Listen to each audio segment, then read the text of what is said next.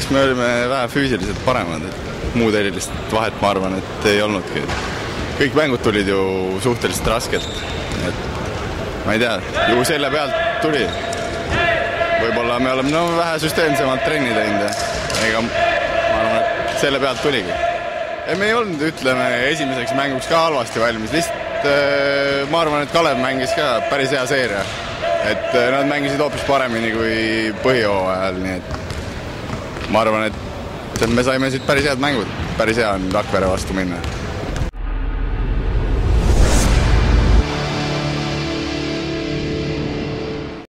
Ei, on küll. Näiteks meil on eesliini ja tagaliini vaheline koostöö on väga halb.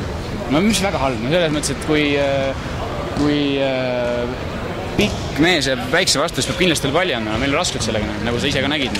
Et meil palli kaotasid asjad, et sellega me peame töötama. Seda saab alati paremaks teha.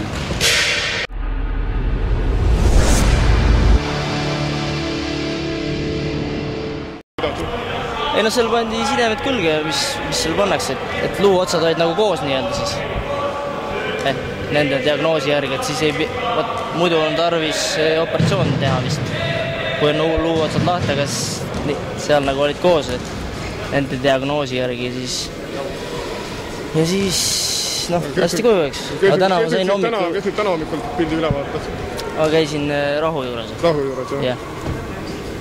Põhimõtteliselt nagu kui poleks sinna näinud, siis poleks mänginud täna? Jah.